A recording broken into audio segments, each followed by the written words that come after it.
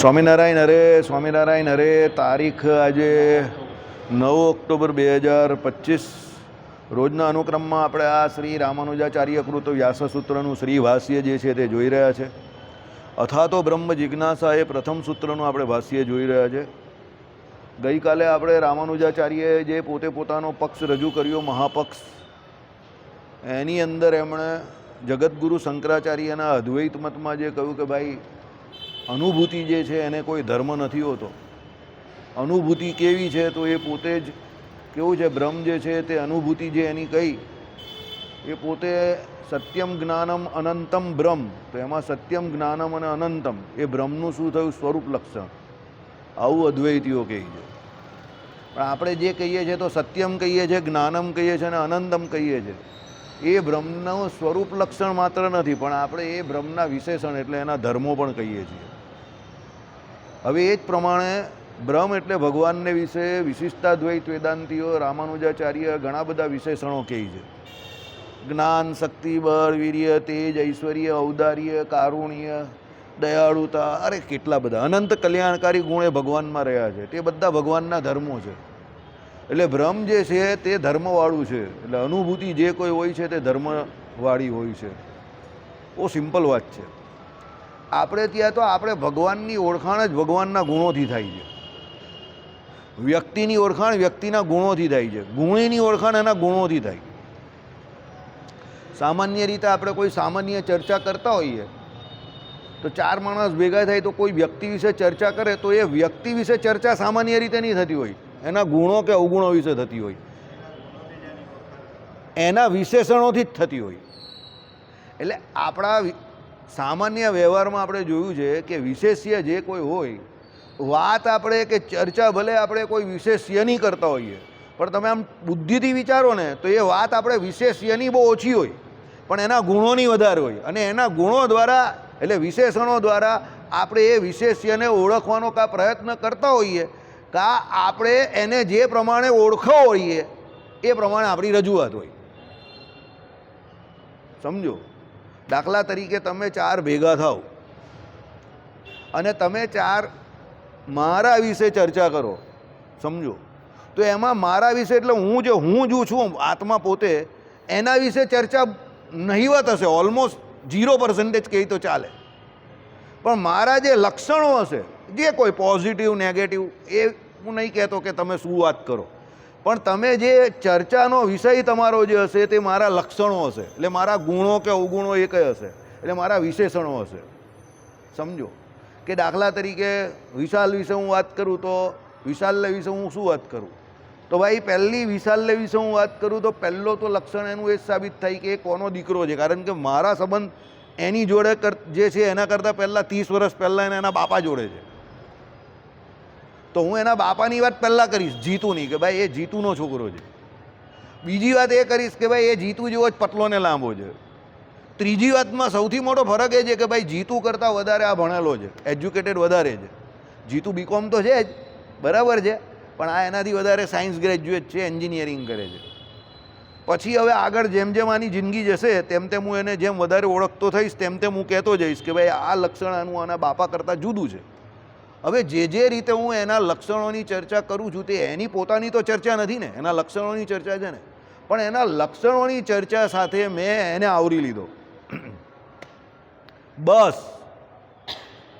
જગતગુરુ રામાનુજાચાર્યનું આ જ કેવું છે.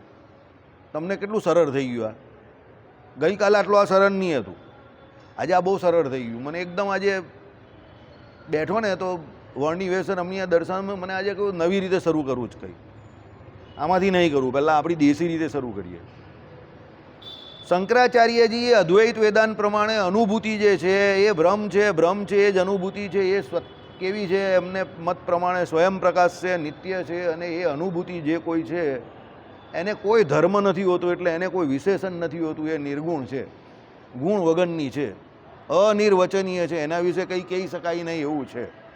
અને એ અનુભૂતિ જે છે તે જ જ્ઞાન છે. અને એ બ્રહ્મ જે છે તે જ્ઞાન સ્વરૂપ છે. એ જ્ઞાતા નથી, કારણ કે જ્ઞાતા થાય તો જ્ઞાન નામનો ગુણ એનામાં થઈ જાય, તો એના દ્વારા એ બીજા કોઈ પણ વિષયોને જે પ્રકાશ કરે છે એવું એ બીજા વિષયોને પ્રકાશ કરવાનું સામર્થ્ય પણ એનામાં આવી જાય. પણ એને જ્ઞાતા તરીકે નહીં માનતા. કોણ? શંકરાચાર્યજી, અદ્વૈતીઓ. અદ્વૈતીઓ એને શું કહે છે? બ્રહ્મને જ્ઞાન સ્વરૂપ કહે છે. હવે તમે કહું કે એને જ્ઞાતા નહીં માને, તે બીજા બધા પદાર્થોને ઓળખે કેવી રીતે બ્રહ્મ? પણ એ લોકો બીજા પદાર્થને બીજા પદાર્થ માનતા જ નથી ને. એ લોકો તો એકમેવ અદ્વિતીયમ બ્રહ્મ, બધું બ્રહ્મ જ માને છે. હવે જ્યાં એ લોકો બધું સર્વ ખલ્વિદમ બ્રહ્મ, બધું બ્રહ્મ જ માનતા હોય, તો બીજો પદાર્થ એ લોકોને ગ્રામરમાં એટલે એ લોકોના વેદાંતમાં કોઈ છે જ નહીં કે જેને જાણવાનો થાય. તો બ્રહ્મ જે છે પોતે જ્ઞાન સ્વરૂપ છે, એટલે પોતે પોતાને તો જાણે જ છે. એટલે વાત પૂરી થઈ ગઈ, એ લોકોનું વેદાંત પૂરું. આઈડિયા આવે છે? સમજો. આ કેવું છે? એટલું સરળ પણ નથી કે બધા સમજી જાય, પણ એટલું અઘરું પણ નથી કે કોઈ ન સમજે. તમે ધ્યાન રાખો તો તમને સમજ પડી હશે. વિશિષ્ટાદ્વૈત વેદાંતમાં સાંભળજો, બ્રહ્મ કેવું કે આત્મા કેવું, એટલે ભગવાન કેવું કે આત્મા, એટલે આપણે બંનેને જ્ઞાન સ્વરૂપ પણ માનેલા છે અને બંનેમાં જ્ઞાન નામનો ગુણ પણ માનેલો છે, એટલે બંનેને જ્ઞાતા પણ માનેલા છે. પણ એની જરૂર પણ છે. કેમ જરૂર છે? આપણે જે વિશિષ્ટાદ્વૈત વેદાંત છે એમાં કેટલા તત્વને માનીએ છીએ? 3 તત્વને. પહેલું તત્વ કયું? ભગવાન પોતે, બરાબર. બ્રહ્મ, ભગવાન સૌથી મોટું તત્વ. પછી ભગવાન જે છે એના શરીરપણે, એટલે ભગવાન જે મુખ્ય વિશેષ્ય છે એના વિશેષણપણે આપણે કોને માનીએ છીએ? જીવ અને માયાને માનીએ છીએ. હવે ભગવાનને આપણે માનીએ તો ભગવાન માટે જીવ અને માયાને જાણવું જરૂરી થઈ ગયું, કારણ કે ભગવાને તો કર્મનું ફળ આપવાનું છે બધા જીવોને અલગ અલગ. અસંખ્ય જીવ છે, તો એ અસંખ્ય જીવોને જો ભગવાન જાણતા જ નહીં હોય તો એને એના કર્મનું ફળ કેવી રીતે આપે? આપવું પડે ને કર્મનું ફળ. તો એને જાણતા તો હોવા જોઈએ. તો હવે જાણે તો કેવી રીતે જાણે? એસો અંતર્યામી. તો બધા જીવની અંદર અંતર્યામી પણ રહેલા છે. રહેલા છે એટલે એવું નહીં કે આકાશની જેમ રહેલા છે, જાણે છે.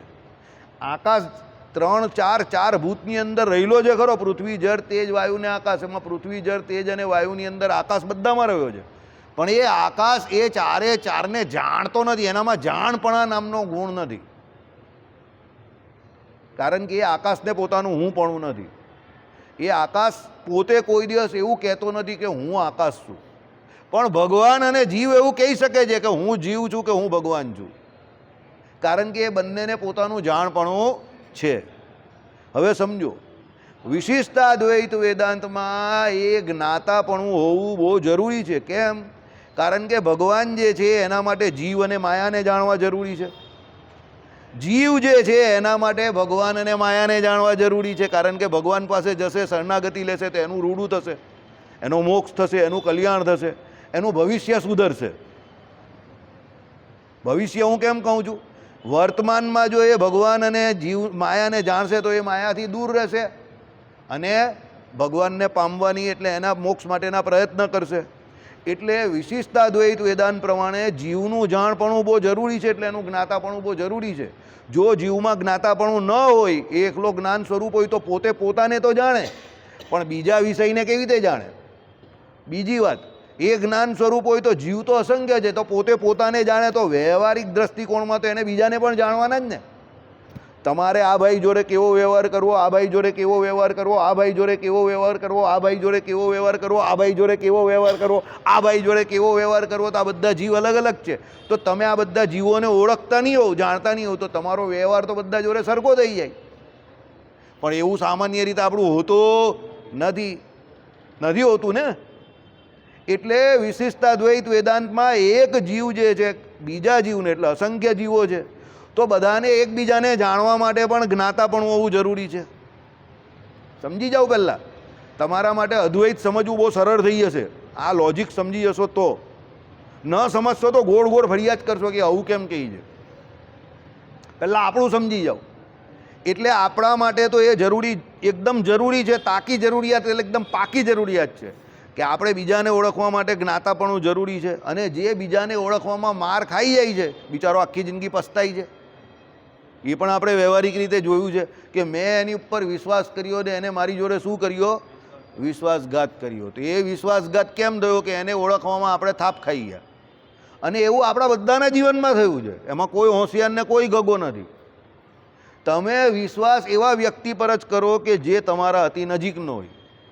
જ્યાં વિશ્વાસ તમે એવાને કરો કે ત્યાં તમને એવું લાગે કે અહીંયા વિશ્વાસ કરવા જેવો છે, પણ સામાન્ય રીતે આપણે એવું જોયું છે કે જ્યાં આપણે વિશ્વાસ કર્યો હોય ત્યાં જ વિશ્વાસઘાત થાય છે. બરાબર છે, બરાબર. એટલે ઘેરો મેં કહા દમ થા હમો તો અપનોને લૂંટા એવી વાત છે આ. બરાબર. કારણ કે ઘેર હોય એ તો તમને નહીં જાણતો હોય, તમે એને નહીં જાણતો હોય, તો પછી વિશ્વાસઘાતનો પ્રશ્ન જ કાઢી છે. તમે વિશ્વાસ જ નહીં કરો તો પછી વિશ્વાસઘાત કા. પણ પોતાનો જે માનીને અંદર આવેલો હોય તમે એની પર વિશ્વાસ કરો ને એ વિશ્વાસઘાત થાય. એટલે જીવનું જ્ઞાતાપણું વિશિષ્ટા દ્વૈત વેદાંત પ્રમાણે બહુ જરૂરી છે. ભગવાનનું તો છે જ અંતર્યામી પણ રહીને, એટલે પણ ચાલો હવે આવી માયા. તો માયા તો પોતે જડ છે, ભગવાનની શક્તિ કઈ છે? ભગવાનને તો એને જાણવાની કંઈ જરૂર જ નથી, કારણ કે ભગવાનની પોતાની જ શક્તિ છે, એટલે કોઈ પ્રોબ્લેમ જ નથી. ભગવાન તો એને જાણે જ છે, કારણ કે ભગવાન જે લીલા વિભૂતિમાં રાજ રમત રમે છે આપણે લોકોને આ અહીંયા લીલા વિભૂતિમાં જ રાખવા માટે, તો એમાં ભગવાને જ માયા મૂકેલી છે. અને ભગવાને કહ્યું એ પ્રમાણે કે જે દિવસથી સૃષ્ટિ કરી છે એ દિવસથી એવી કર ચડાવી દીધી છે કે અમારે બીજી વખત દાખલો કરવાનો આવતો નથી. એટલે માયા તો ભગવાનને જાણવાની કે ન જાણવાનો કોઈ પ્રશ્ન જ નહીં રહેતો, કારણ કે એ તો જળ છે, એનામાં ચેતનત્વ છે જ નહીં. અને માયા એકચ્યુઅલી જીવને પણ નહીં જાણતી, કારણ કે એ તો જળ છે, એનામાં પ્રત્યક્ષપણું કા છે. એ તો એ ભગવાનની શક્તિ છે, એટલે આપણે ભારી પડે છે. સમજો, આપણું જાણપણું માયા જે છે એની સામે એટલું કામ એટલા માટે નથી આવતું કે આપણે આપણું ડહાપણ કરીને એ માયા જોડે લડવા જઈએ છીએ, કે માયા જોડે માયામાં રહેવા જઈએ છીએ. પણ આપણે આપણું ડહાપણ છોડીને ભગવાને જેમ કહ્યું એમ રહેવા જઈએ, કારણ કે એ શક્તિ જીવની નથી. એ કોની શક્તિ છે? શાસ્ત્રમાં ભગવાનની છે. તો એ ભગવાનની શક્તિ હોય તો એનાથી બચવા માટે કોની પાસે જવું પડે? ભગવાન પાસે. પણ આપણે શું કરીએ છીએ? આપણું ડહાપણ કરીએ છીએ. હવે સમજ પડી ગઈ તમને? એટલે આપણે અત્યાર સુધી અહીંયા છે. અત્યાર સુધી આપણે બધાએ આપણું ડહાપણ જ કરેલું છે અનંત કોટી જન્મોમાં, કે હું જે માનું એ જ સાચું, મને જે મન થાય. સામાન્ય લોકો શું કહે? મને જે મન થાય તે હું કરું. મને કોઈ આવું કહી તો બહુ શું આવે છે? હવે હું તો મારા મનનો માલિક એમ કહ્યું, મને જે મન થાય તે કરું. હું આમ કરીને હસી લઉં, જાહેરમાં તો નહીં હસાય, કારણ કે મર્યાદા લાગી. અને આમ કરીને હસું એટલે ઘણા પૂછે પણ કે તમને હસવું શું આવ્યું? હું તો મારા વિશે વાત કરું. મેં કહું ના, જવા દે નહીં ભાઈ, તું તને કહીશ તો બાજુ અહીંયા વેદાંત ચાલુ થઈ જશે. બરાબર ને? એવી છાપ પડી ગયેલી છે કે આ તો બધે જઈને કથા જ કરે છે. ગામમાં એવી મારી છાપ પણ પડી ગયેલી થોડી ઘણી, કે આને કંઈ પૂછવાનું નહીં, એમ કે આ તો જઈને આ તો કથા ચાલુ કરી દે છે. બરાબર. એટલે જ્યાં સુધી બને ત્યાં સુધી શક્ય એટલી કોશિશ કરવાની કે વ્યવહારમાં બહુ મગજમારીમાં પડવું નહીં. કામ પૂરું થાય એટલે તું તારા રસ્તે ને હું મારા રસ્તે, એમ કરીને નીકળી જવાનું. સમજવા જેવી બાબત શું છે તે અહીંયા સમજો. માયા ભગવાનની શક્તિ છે. ભગવાન તો એને જાણવાના જ છે, કારણ કે ભગવાન તો જળ અને ચેતન બંનેમાં એક સરખા રહેલા છે. એટલે ભગવાન માટે તો અણ ઓળખાણનો કોઈ પ્રશ્ન જ નહીં રહેતો. માયાને કંઈ એવું છે નહીં ભગવાનને ઓળખે કે જીવને ઓળખે. માયા તો આપણે રમાડવા માટે ભગવાને જ બનાવેલી છે. એટલે ભગવાન અનાદિ છે, પણ એનું કાર્ય જે છે અહીંયા તે બધામાં ભગવાન જ રહેલા છે. અને ભગવાને એવી કર ચડાવી દીધી કે જ્યારથી આ લીલા વિભૂતિ થઈ ત્યારથી ભગવાનને એવું કંઈ બીજી વખત કરવાનો પ્રયત્ન પડતો નથી.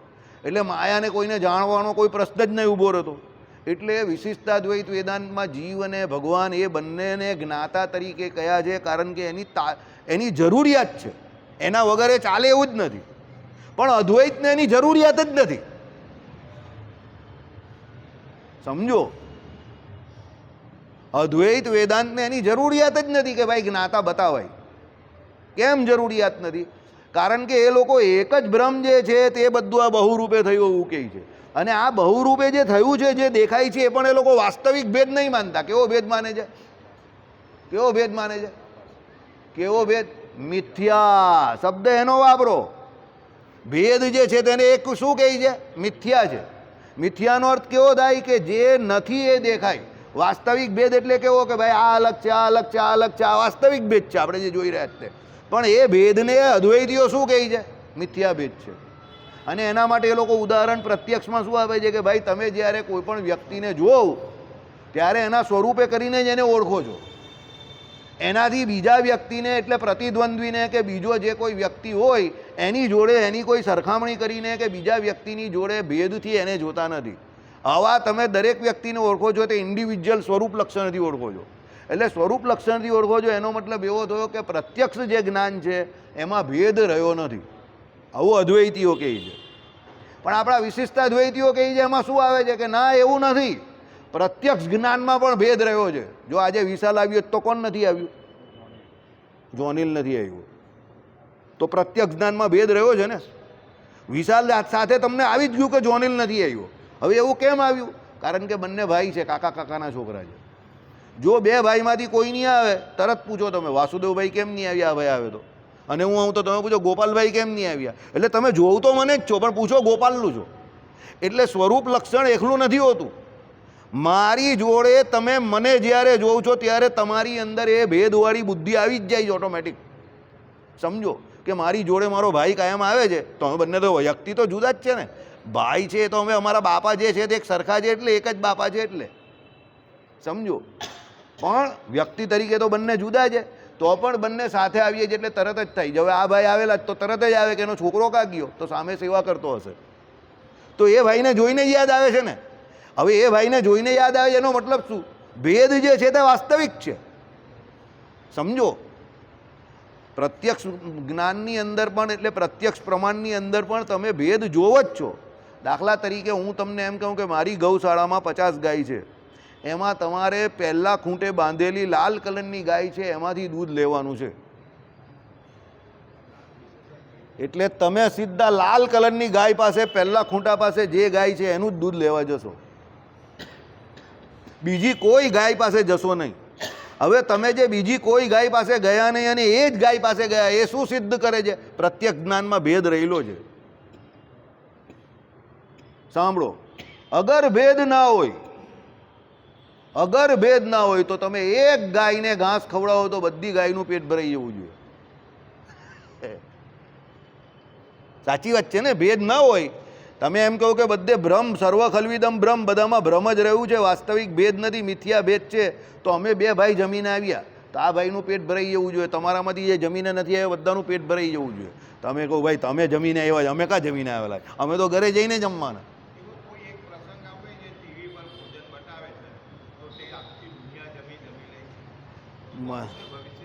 નહીં ખબર, આપણે તો કેવી રીતે ખબર પડે? શું ખબર હોય? તો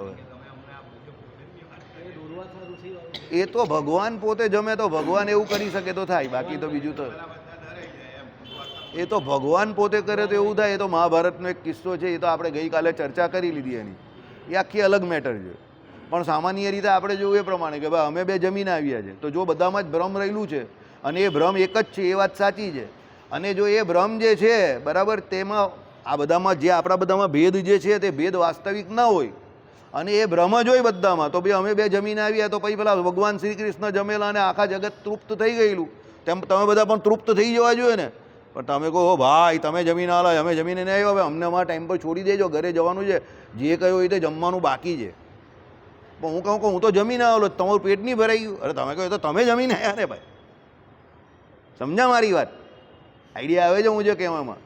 એટલે અદ્વૈતીઓની એ વાતમાં બહુ દમ નથી કે ભાઈ ભેદ જે છે તે મિથ્યા છે. કેમ? ભેદ જે છે તે પ્રત્યક્ષ જે પ્રમાણ છે એમાં સુસિદ્ધ થાય જ છે કે ભાઈ આ ભાઈ અત્યારે પધાર્યા તો અત્યારે 7:45 2 મિનિટ 1 મિનિટ બાકી છે ત્યારે વિમલે અહીંયા એન્ટ્રી મારી, તો વિમલ અહીંયા એન્ટ્રી ન મારી એ પહેલાં વિમલ અહીંયા હાજર ન હતો, પણ વિમલ અહીંયા હાજર ન હતો એનો મતલબ એવો કે બીજા હાજર હતા. હવે જો બીજી વાત, અત્યારે તમે બેઠા એના 5 મિનિટ પહેલાં મેં એવું કહ્યું કે ભાઈ કમલભાઈ અહીંયા છે, એનો દીકરો સામે છે, હવે અત્યારે દીકરો પણ આવી ગયો, તો ભેદ સુસિદ્ધ છે ને કે પહેલાં બાપા આવ્યા અને પછી દીકરો આવ્યો, તો ભેદ સુસિદ્ધ થઈ ગયો. કેવી રીતે? પ્રત્યક્ષ જ્ઞાનમાં પણ ભેદ સુસિદ્ધ થઈ ગયો. કેવી રીતે સુસિદ્ધ થયો? કે દીકરો પહેલાં સામે હતો, તે અલગ વ્યક્તિ છે, અને હવે અત્યારે સભામાં આવીને બેસી ગયો, તો અત્યારે બાપ અને દીકરો બંને સાથે બેઠેલા છે, તો બાપ ને દીકરો બે અલગ અલગ વ્યક્તિ છે, તો બે અલગ અલગ પ્રત્યક્ષ જ્ઞાનમાં પણ ભેદ સિદ્ધ થઈ ગયો ને, બરાબર? એટલે અદ્વૈતીઓ ભલે એવું કહે કે ભાઈ પ્રત્યક્ષ જ્ઞાન જે છે કે પ્રત્યક્ષ પ્રમાણ જે છે તે ફક્ત સ્વરૂપ લક્ષણ જે છે એને જ સિદ્ધ કરે છે, પણ ભેદ લક્ષણને સિદ્ધ નથી કરતું, પણ એ વાત ખોટી છે. તમે ભેદ લક્ષણની વાત કરો છો અને ભેદ લક્ષણ સિદ્ધ થાય જ છે. ભાઈ દીપક આવે છે તો દીપકનો છોકરો પહેલાં કોઈ વખત સત્સંગમાં આવતો હતો, તો અત્યારે કાં છે? This time in Africa. સમજી ગયા? This time in Africa. તો હવે ધીસ ટાઈમ ઇન આફ્રિકા હવે સમજવા જેવું છે. દીપકના કેસમાં તો 10 વર્ષ પહેલાં તમે આફ્રિકા હતા ને, તો 10 વર્ષ પહેલાં એના બાપા આફ્રિકામાં જ હતા, but this time he is in India, but his son is in Africa. હવે છોકરો આફ્રિકા ચાલ્યો ગયો અને બાપા અહીંયા આવી ગયા, સમજો તો ભેદ સિદ્ધ થઈ ગયો. પહેલાં બાપા હતા આફ્રિકામાં, અત્યારે દીકરો આફ્રિકામાં છે. બાપા પહેલાં આફ્રિકા હતા, અત્યારે દીકરો ઇન્ડિયામાં હતો. અત્યારે દીકરો આફ્રિકામાં જ તો બાપા ઇન્ડિયામાં છે. એટલે ભેદ સિદ્ધ છે. સમજ પડી ગઈ? એટલે અદ્વૈત વેદાંત મુજબ જે એમ કહે છે ભાઈ સર્વ ખલ્વિદમ બ્રહ્મ, કે બ્રહ્મ જે છે તે ભેદ સિદ્ધ નથી કરતું, કે ભેદ જે છે તે મિથ્યા છે, તે ભેદ મિથ્યા નથી. નહીં તો તમે જે કરો તે પેલા છોકરાને પહોંચી જાય, એ કરે તે તમને પહોંચી જાય. પણ એવું થતું નથી.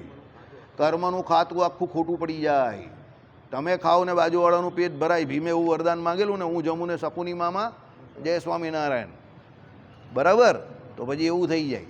એટલે એ તો ભીમસેન હતા ને, એ તો માંગેલું એટલે એ કરી શકે જેવું, પણ આપણે થોડું એવું કરી શકીએ, બરાબર? એટલે ભેદ જે છે તે પ્રત્યક્ષમાં પણ અનુમાનમાં પણ બધી રીતે સિદ્ધ થાય છે. ભેદ છે અને છે.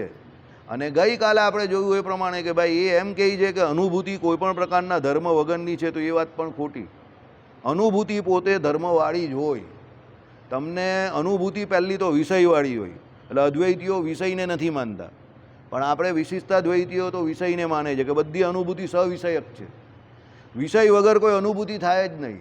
અને યાદ રાખજો, જે કોઈ વિષય હોય તે બધા ધર્મવાળા હોય. એને કંઈ ને કંઈ, દાખલા તરીકે આપણે એક વિષય અત્યારે ભગવાનને બનાવીએ. આત્માનો વિષય કોણ છે? તો પરમાત્મા છે. તો પરમાત્મા કેવા છે? અનંત કલ્યાણકારી ગુણોવાળા છે ને. અનંત ભગવાનમાં કલ્યાણકારી ગુણો રહ્યા છે. તો વિષય ભગવાન જે થયા તે અનંત કલ્યાણકારી ગુણોવાળા છે.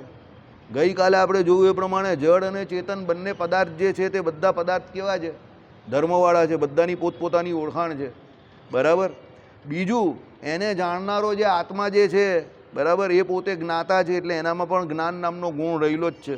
પરમાત્મા જે છે એમનામાં પણ જ્ઞાન નામનો ગુણ રહેલો છે, અને પરમાત્મા પણ જ્ઞાતા છે. અને ત્રીજું કે એ જ્ઞાતા જે છે તેને જે તે વિષય એની સામે આવે એનું શું થાય છે? જ્ઞાન થાય છે. એટલે એનું જાણપણું રહી છે. એટલે કહેવાનો મતલબ, કોઈ પણ જગતમાં એવો પદાર્થ નથી, જડ કે ચેતન, કે જે પોતે કેવો હોય? ગુણ વગરનો કે ધર્મ વગરનો હોય. સમજો, ધર્મ હોય જ કોઈને કોઈ. કોઈમાં શીતળ પાડવાનો પણાનો, કે કોઈમાં ગરમનો, કોઈ ઠંડીમાં ઠંડો, ગરમીમાં ગરમો, કોઈ કઠણ, કોઈ સોફ્ટ, કોઈ તંતુ દ્રવ્ય, કોઈ પેલું શું કહેવાય કે મૃત્તિકા દ્રવ્ય. તો માટીમાં કેવો ધર્મ છે કે ભાઈ ઠંડુ પડવાનો ધર્મ, ને એ લીધો એમાં હાથ મૂકો તો ઠંડક લાગે, પાણી નાખો તો. ગરમીની અંદર જોવું તો એ પાછી ગરમી થઈ જાય, ગરમ થઈ જાય. પછી તંતુ તો પેલું કેવું લાગે? એકદમ પોચું લાગે ને. એટલે એનામાં પેલું કેવું આપણે કહીએ, એને પોચાપણાને આપણે કયો કહેવાય? એને મૃદુપણાનો ધર્મ છે. એવા બધા કંઈ ને કંઈ ધર્મ રહેલા જ છે. એટલે ધર્મ વગરનું કંઈ છે નહીં. ધર્મ એટલે ગુણ, લક્ષણ. તમારી ભાષામાં, વિજ્ઞાનની ભાષામાં એને લક્ષણો કહેવાય, બરાબર? વિજ્ઞાનમાં આવતા નહીં હતા ભાઈ, ધાતુના લક્ષણો જણાવો, અધાતુના લક્ષણો જણાવો. 8મા ધોરણમાં 10મા ધોરણમાં આવતું હતું ને, અધાતુના ગુણો જણાવો, ધાતુના ગુણો જણાવો, સિલ્વરના ગુણો જણાવો, આ પેલી શું કહેવાય, ગોલ્ડ, સોનું, એના ગુણો જણાવો, ચાંદીના ગુણો જણાવો, તણાવપણું, ટીપાવપણું, આ બધા આવતા હતા ને લક્ષણો એના, બરાબર છે ને? 10મા ધોરણમાં આવતું હતું ને તણાવપણું, કે 8મા ધોરણમાં આવતું તણાવપણું, ટીપાવપણું. ધાતુઓ એને ટીપી શકાય, ખેંચી શકાય, એના ખેંચીને તાર બનાવી શકાય. તો આ બધા શું છે એના? બરાબર છે? આ બધા એના ગુણો જ છે ને, ધર્મો જ છે ને. એટલે નિર્જીવ પદાર્થને પણ એના ગુણો હોય છે. એ અલગ મેટર છે કે એની ઉપર જે કંઈ પ્રોસેસ કરવાનું, એના માટે કોઈ જીવ ચેતન જોઈએ. કારખાનું તમારું કરોડ રૂપિયાનું, કારખાનાની મશીનરી બધી ચેતન નહીં પણ જડ, અને બધી મશીનરી ઓટો. પણ એ મશીનરીને બનાવનારો વ્યક્તિ પોતે કોણ? ચેતન. અને એ મશીનરીને ઓપરેટ કરનાર, ચાલુ કરનાર પણ કોણ? ચેતન. અને એ મશીનરી બગડે તો એને રિપેર કરનાર પણ કોણ? ચેતન.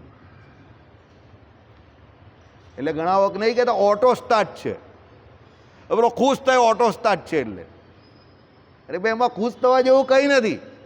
એને ઓટો સ્ટાર્ટ બનાવનાર કોણ છે? તમારું પેલું ગાડીનું પેલું આવે ને, પેલું શું કહેવાય, સ્ટાર્ટર, ઓટો સ્ટાર્ટ કહી દે, બરાબર? કીક નહીં મારવી પડે. સારી વાત છે, શોધ સારી છે કે પેલો કે ઓટો સ્ટાર્ટ છે, એને ફૂલાતો હોય કે ઓટો સ્ટાર્ટ છે.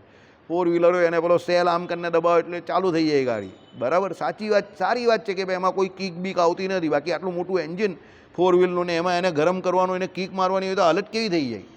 ગાડીની જેમ નાની ગાડી છે. વિચાર તો આવા બધા બહુ આવે ગાંડા જેવા મને, સમજો. નાની ગાડી છે ટુ વ્હીલરને એમાં તો બધું ઓછું હોય ને નાના બધા મિકેનિકલ બધા પાર્ટ્સ બધા નાના હોય એટલે તમે કિક મારીને ચાલુ કરી શકો. મોટી ગાડી હોય ને એને કિક મારીને ચાલુ કરવાની હોય તો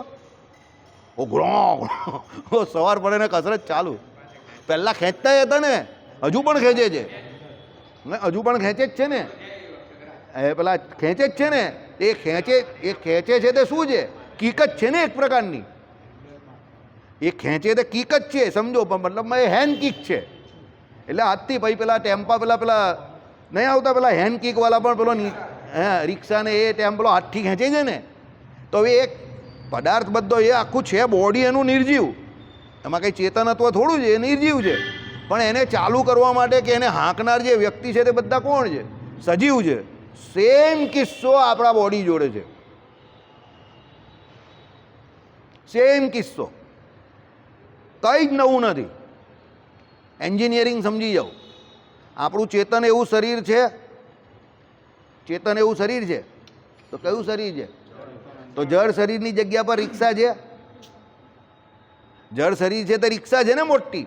અને એમાં પેલી કિક મારવાવાળો કે એ કરવાવાળો પેલો ચેતન એવો જીવ છે ને, તો આની અંદર ભગવાને શું કિક મારવાવાળો નહીં પણ કિક લાગ્યા જ કરે ને એવો અંદર જીવ મૂકી દીધો છે કે એને કારણે આ શરીરની અંદર કિક લાગ્યા કરે ને આ શરીર આખું ધમધમતું રહે. પણ જેવો જીવ ચાલ્યો જાય, એનું તેજ ચાલ્યું ગયું એટલે પતી ગયું. એ બધું મશીન કામ કરતું બંધ થઈ ગયું. પછી અંદર કોઈ કંઈ નહીં કરી શકે. એટલે મિકેનિક્સ એ જ છે.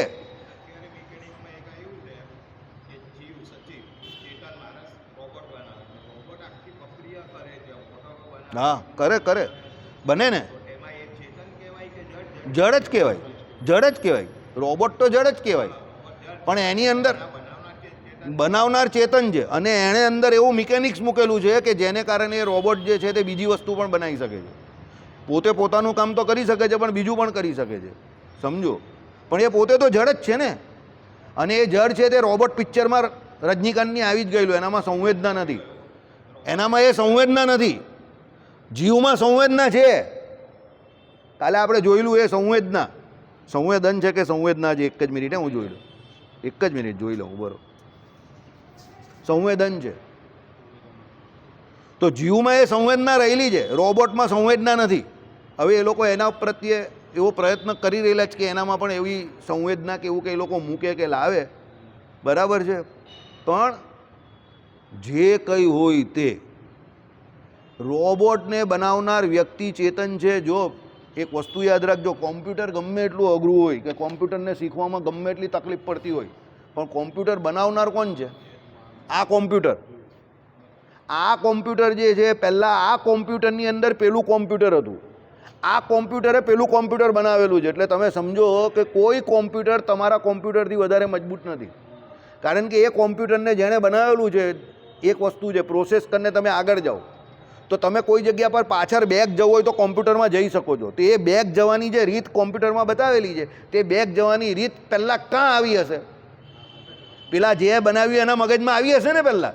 એટલે દુનિયાનું સૌથી મોટું કોમ્પ્યુટર કયું છે? આ કોમ્પ્યુટર છે, યાદ રાખજો. પણ વસ્તુ પરિસ્થિતિ શું છે, એમાં પેલો નિયમ લાગે છે કે તમે જ્યારે કોઈ પણ નવી વસ્તુના સંસર્ગમાં આવો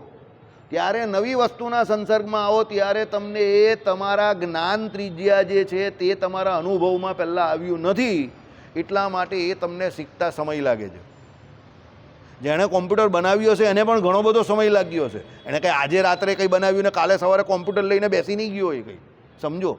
એને વર્ષોના વર્ષો ખર્ચી નાખ્યા હશે અને એણે કેટલી બધી મગજમારી કરી હશે. ન્યૂટન, આઇઝેક ન્યૂટન જેવા માણસને મોટું બોક્સ ને નાનું બોક્સ બે મૂકવા પડેલા ને બિલાડી માટે. ત્યારે પછી એને 10 વર્ષ પછી ખબર પડી કે મોટા બોક્સમાંથી પણ નાની બિલાડી તો નીકળી જ જાય ને. તો પછી એમ કહે કે 2 બોક્સ મેં ખોટા જ મૂક્યા ને. તો 10 વર્ષે એની એ લાઇટ ઝપકી આઇઝેક ન્યૂટનની. સમજ પડી? 2 બિલાડીવાળો પ્રયોગ કરતો હતો. નાની બિલાડીને અંદરથી પ્રવેશ કરવા માટે એણે નાનું બોક્સ મૂકેલું ને મોટી બિલાડીને પ્રવેશ કરવા માટે મોટું બોક્સ મૂકેલું. અને એ 2 બોક્સ એને લગભગ 1 વર્ષ કે 10 વર્ષ સુધી રાખ્યા. પછી એનો કોઈ માણસ આવ્યો તો હસ્યું એની ઉપર. તે કે કેમ હશે જ તું? કે સાહેબ તમે 2 બોક્સ કેમ રાખ્યા? તે કે આ મોટા બોક્સમાંથી મોટી બિલાડી જાય ને નાનામાંથી નાની જાય. તે કે મોટામાંથી નાની નહીં જાય? તે કે હા એ તો જાય ને એમ કહી. તે કે તમે 2 બોક્સની જગ્યા કેમ રોકેલી છે? તે કે ખાલી મારી તો અત્યારે લાઈટ ઝપકી, તેણે 1 બોક્સ કાઢી નાખ્યું. હા, આઇઝેક ન્યૂટન, સમજો, એ બુદ્ધિશાળી વ્યક્તિ હતો અને આઇઝેક ન્યૂટન હતો, એટલે એનામાં એવી ખેલદિલી હતી કે એ આટલો મોટો વૈજ્ઞાનિક કહેવાયો તો પણ એણે એની આ ભૂલ સ્વીકારી અને એની ઓટોબાયોગ્રાફીમાં આ ભૂલ એણે લખેલી છે કે મેં આવી ભૂલ કરેલી. સમજો, સફરજન નીચે પડ્યું તો એણે સફરજન પડ્યું તો પછી એને એવો વિચાર નહીં આવ્યો કે કોઈ જોઈ જ કે નથી જોતું. નથી જોતું તો આપણે કે ઉલકાવ ડરકાને. હવે સુરતી હોય તો શું વિચારે કે કોઈ જોતું નથી તો ઉલકાઈ નાખ. કાઠિયાવાડી હોય તો વિચાર કરે કે આખું સફરજનનું ઝાડ છે, કેટલા બીજા સફરજન છે. એટલે કાકાના, મામાના, ફોઈના બધાને બોલાવી દે અહીંયા કે અહીંયા તો આખી સફરજનની વાડી છે, આપણે ધંધો ચાલુ કરી નાખો. હીરાનો ધંધો ચાલુ કર્યો ને એ પ્રમાણે. અને પછી સુરતીઓને ત્યાં નોકરી પર રાખે અને ઝાડ બધા એ લઈ લે.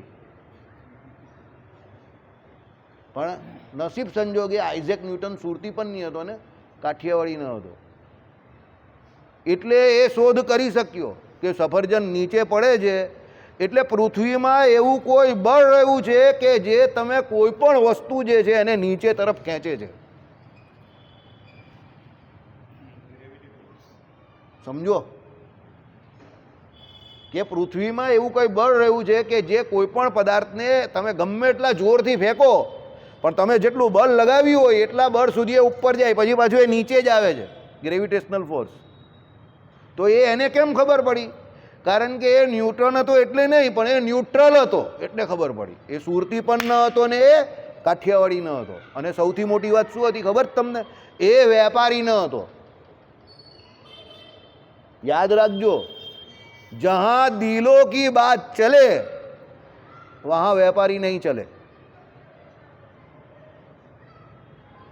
સમજી જજો, જ્યાં દિલની વાત ચાલતી હોય ત્યાં વેપારી ના ચાલે. વેપારીને બધે શું દેખાય? વેપાર જ દેખાય. જહાં દિમાગ કી બાત ચલે વહાં દિલ વાલે નહીં ચલે. સમજી ગયા? કારણ કે તમે વેપાર કરવા જાઓ ને ત્યાં દિલનો ઉપયોગ કરવા જાઓ તો પછી તમે 100% નુકસાન જ કરવાના. બરાબર? ન્યૂટન હતો એ બંનેનો કોમ્બો પ્લાન હતો. દિમાગવાળો હતો પણ દિલનો ઉપયોગ કરતો હતો, બિઝનેસ નહીં કરતો હતો. જો એ બિઝનેસમેન હતે તો એ શોધી ના શકતા, પણ એને જગત હિતાર્થે એ વર્ષોથી મંડેલો હતો કે એવું તો શું છે દુનિયામાં, ભગવાને એવું તો શું બનાવેલું છે કે આપણે કંઈ પણ વસ્તુને ફેંકીએ જ તો નીચે જ આવે, ફેંકીએ જ તો નીચે જ આવે છે. એ બેઠો એક દિવસ ઓચિંતો હોવો, ત્યારે પેલું ઝાડ ઉપરથી બાકરા ઉપર એની ઉપર જ એક સફરજન પડ્યું. હા, લિમિટ તો હા, તો લિમિટ પણ એ ગ્રેવિટેશનલ ફોર્સની લિમિટ છે ને, એટલે તો મહાભારતમાં કહ્યું કે મહાભારતના યુદ્ધમાં ભીમસેને અમુક હાથીઓને, ઘોડાઓને ને પેલા સૈનિકોને ફેંક્યા, તે બધા ગ્રેવિટેશનલ ફોર્સની બહાર ચાલ્યા ગયા. તે લોકો બ્રહ્માંડમાં હજુ પણ તરે છે અને એ લોકો આવવાનો પ્રયત્ન કરે છે પણ નથી આવી શકતા.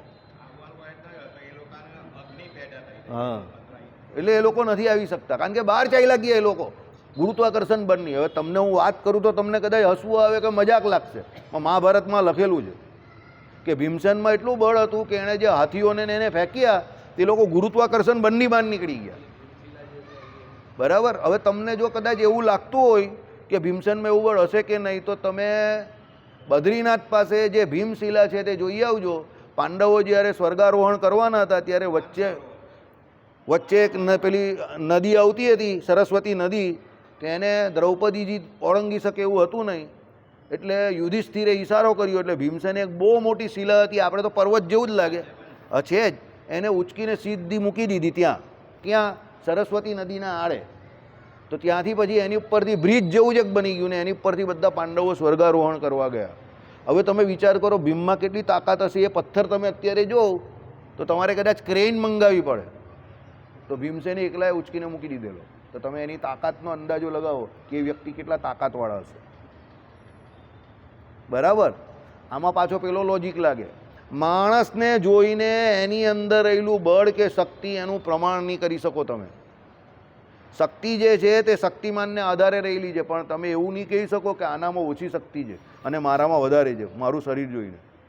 ગેરંટી જ તમને કહું કે આ પતલો છે તો એનામાં મારાથી વધારે શક્તિ છે અત્યારે.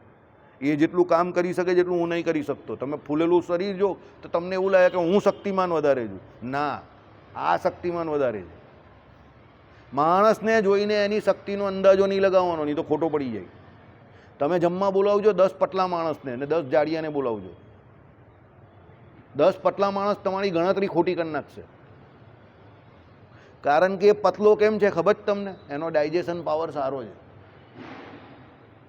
અને પેલો જાડિયો કેમ છે ખબર છે? એનો ડાયજેશન પાવર વીક છે. એટલે જે પતલો છે ને કામ કરે છે ને એ 5, 6, 7, 8 રોટલી ખાઈ જશે, ધરાશે નહીં. અને પેલો જાડિયો 2 કે 3 રોટલીમાં ઓંચાઈ જશે. એટલે જાડિયા જોઈને ડરવું નહીં ને પતલા જોઈને લડવું નહીં, આ કહેવત છે. એટલે માણસ જોઈને એની શક્તિનો અંદાજો નહીં લગાવી શકાય. આઈડિયા આવે જ તમને? અમારી બાએ કહેલી કહેવત છે કે જાડિયા જોઈને કોઈ દિવસ ડરવું નહીં. જાડિયાને ખાલી પેટ ઉપર ગીલી જ કરવાની અને દોડી જવાનું પછી. એટલે પછી એ દોડીને જ થાકી જાય. હા, અને ગાંડાબિટીસ પતલાને વધારે થાય.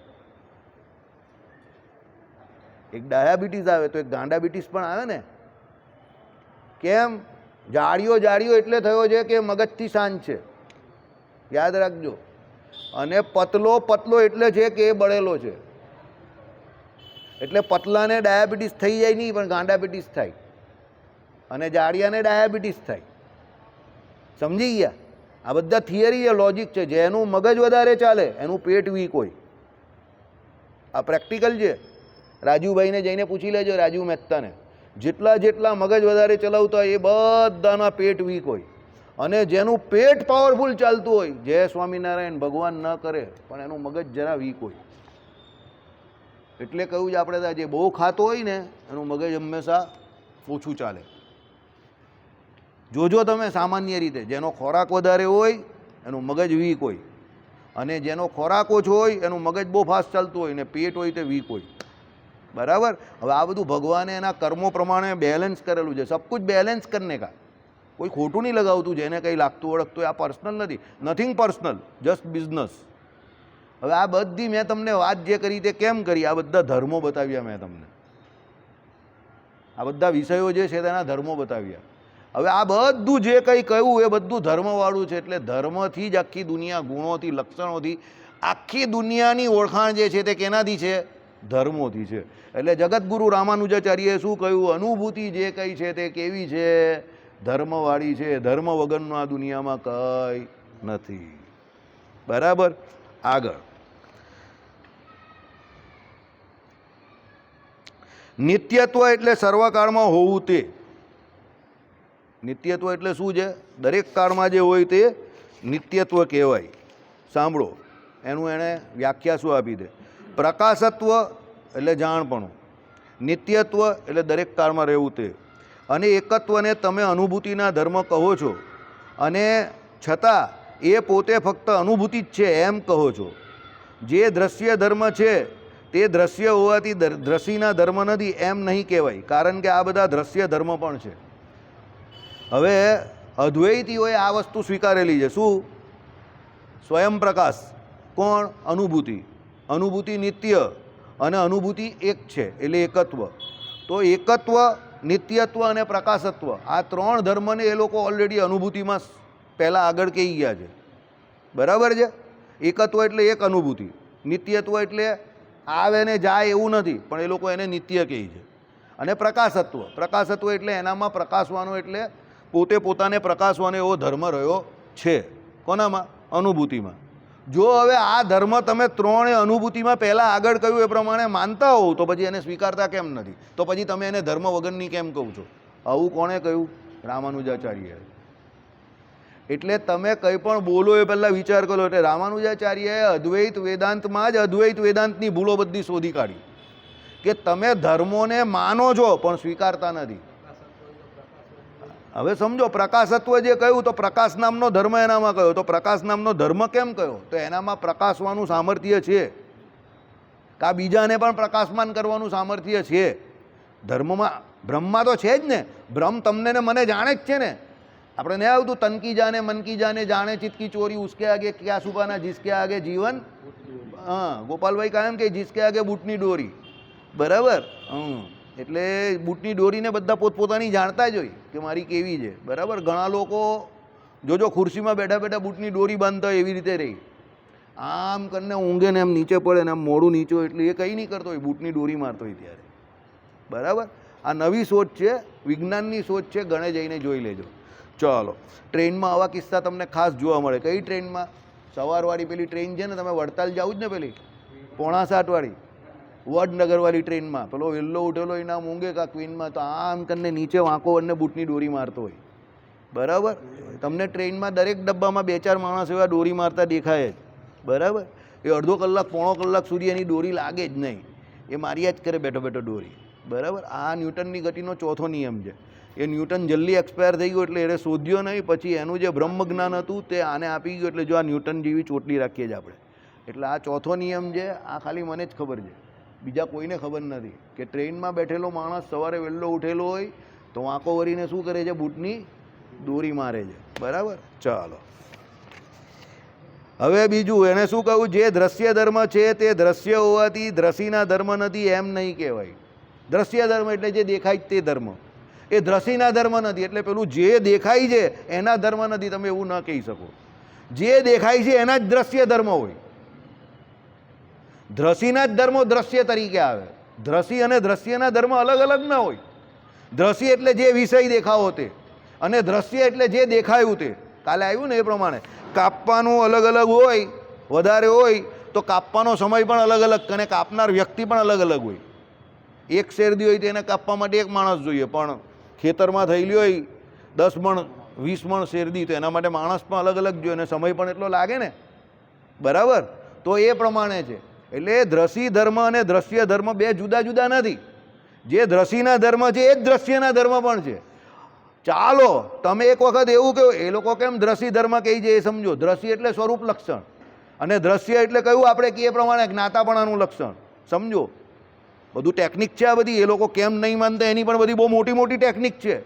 નાની નાની અંદર પેલું કહીએ ને કે ગાડી દેખાય આપણે બહુ મોટી ને કિક મારને ચાલુ થઈ જાય, પણ અંદર બધા સ્ક્રૂ બોલ નટ બોલ બહુ આળાવડા ફિટ કરેલા જેથી એ ગાડી ચાલે છે. અદ્વૈતમાં આવા બધા સ્ક્રૂ બોલવો છે, એ સમજવા પડે તમારે. સ્વરૂપ લક્ષણ માને છે પણ જ્ઞાતાપણું માનતા નથી. એટલે આ એ લોકો કહે છે કે ભાઈ એવું નથી ધર્મ, પણ આપણે શું કહીએ છીએ? ના, ધર્મો હોય જ છે. એટલે અનુભૂતિ કોઈ પણ ધર્મ વગરની હોતી નથી. તમે માનો છો પણ કબૂલતા નથી. આગળ, અને એકત્વ એટલે એક સંખ્યાથી થતો અવચ્છેદ. અવચ્છેદ એટલે અજ્ઞાન, એટલે મર્યાદા. લખ્યું હશે મર્યાદા બાંધવી તે સર્વે દ્રશ્ય ધર્મ. તમે કહો કે ભાઈ અનુભૂતિ એક છે તો એક છે ને, તો એક એનો ધર્મ થયો ને, એનું વિશેષ લક્ષણ થયું ને. દાખલા તરીકે હું તમને એમ કહું, તમારા ખિસ્સામાં કેટલા સિક્કા છે? તમે આમ કરીને અંદરથી પાકીટ ખોલો ને, અરે ભાઈ એક જ સિક્કો છે. તો એક જે કહ્યું તમે તે શું થયો? ધર્મ થયો ને. એટલે એ લક્ષણ થયું ને કે એક જ છે. તો એક ભલે એક જ છે, પણ એક સ્પેસિફિક ફિગર તો આવ્યો ને કે એક છે. સુનિલ, સમજ પડે છે? એક એટલે એક સંખ્યા તો આવી ને. ભલે મર્યાદાની દ્રષ્ટિએ કહું કે એક જ છે, અરે યાર કંઈ કામનો નથી એક, પણ કંઈ કામનો નથી કે એક છે, તો એક પણ એક ફિગર તો આવ્યો ને, બરાબર. એટલે એ ધર્મ થયો, એ વિશેષણ થયું, એટલે એની મર્યાદા આવી ગઈ, બરાબર.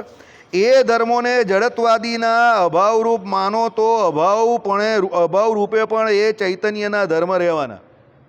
કોઈ નિર્જીવ પદાર્થ હોય ને એમાં જડત્વાદી તમે એમ કહી કે શું માનો કે જડત્વના અભાવ રૂપ માનો તો અભાવપણે પણ તે ચૈતન્યના ધર્મ રહેવાના. તો નિર્જીવ પદાર્થ હોય તે જડત્વ હોય. એટલે જડત્વ એટલે પેલું જડત્વ નહીં ન્યૂટનવાળું. અહીંયા જડત્વ એટલે જળ. તો નિર્જીવ પદાર્થ તો જળ હોય તો એનામાં જળ રહેવાનો એ ધર્મ હોય. પણ સજીવ પદાર્થ હોય, ચેતન પદાર્થ હોય તો એનામાં એ જળ રહેવાનો ધર્મ હોય નહીં. તો એનામાં ચેતનત્વનો ધર્મ હોય. તો ચેતનત્વનો જે ધર્મ રહ્યો તો એનામાં ધર્મ તો કહેવાયો ને. જેમ જળમાં જળ રહેવાનો ધર્મ, એટલે નિર્જીવમાં જળ રહેવાનો ધર્મ, તેમ ચેતનમાં ચૈતન્ય પણ હોય એનો ધર્મ. તો એનો ધર્મ તો થયો ને.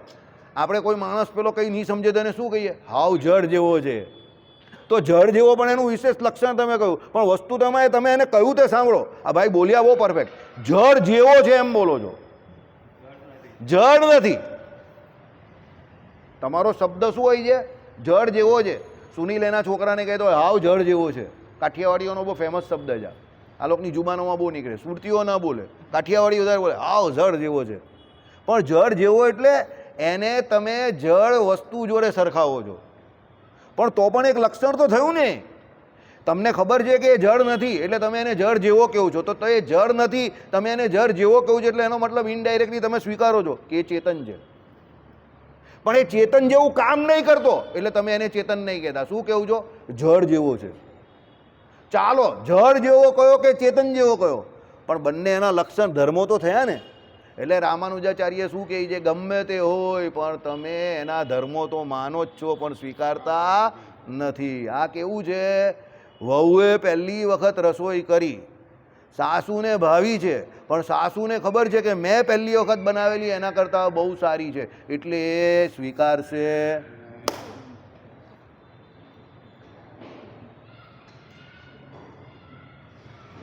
સમજી ગયા? કોઈ ચેલો ગુરુ કરતા હોશિયાર છે. ગુરુને ખબર છે કે આ મારાથી વધારે હોશિયાર છે, કારણ કે ગુરુ આપણે ત્યાં બધા બેઠેલા જ એવા હોય, કંઈ ભણેલા હોય નહીં ને વાતુમાંથી બધા સિદ્ધાંતો સાબિત કરવાની વાત કરતા હોય, અને પછી ચેલાને ભણવા મોકલે અને ચેલો બધું સાચું જાણીને આવે. આ સત્શાસ્ત્રથી માંડીને 12 વર્ષ બધું ભણીને આવે. એ ગુરુને કહે, ગુરુ તમે જે કેવું છો એનાથી તો બધું ઉલટું છે.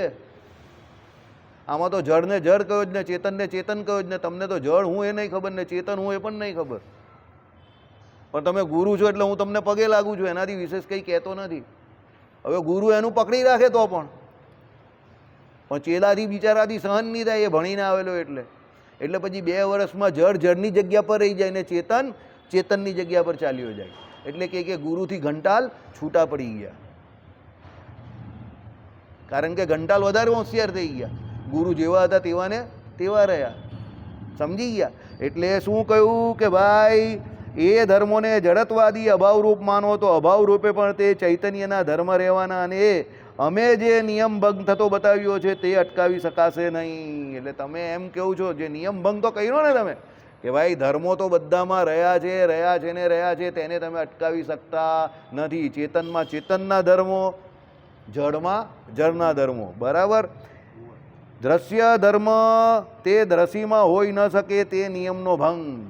બરાબર? એટલે એ હોય જ છે. બંનેમાં ધર્મ દ્રશ્યમાં પણ હોય છે અને દ્રશ્યમાં પણ હોય છે. ધર્મ બધામાં હોય જ છે. ધર્મ વગરનું આ જગતમાં બીજું કંઈ છે નહીં. ભલે અદ્વૈતીઓ કહી કે ભાઈ સબર બ્રહ્મ ભરાય, સર્વ કલ્વિદમ બ્રહ્મ નિર્ગુણ છે, નિરાકાર છે, અનિર્વચનીય છે, જેના વિશે કંઈ કહી ન શકાય એવું છે, પણ ના, 100% કહી શકાય એવું છે. બધા વિશે કહી શકાય એવું છે. જળને જળ, ચેતનને ચેતન, પરબ્રહ્મને પરબ્રહ્મ, પરમાત્માને પરમાત્મા, જીવને જીવ.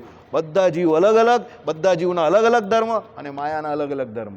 ધર્મ વગરનું કંઈ છે નહીં. શ્રીપતિમ શ્રીધરમ સર્વદેવેશ્વરમ ભક્તિ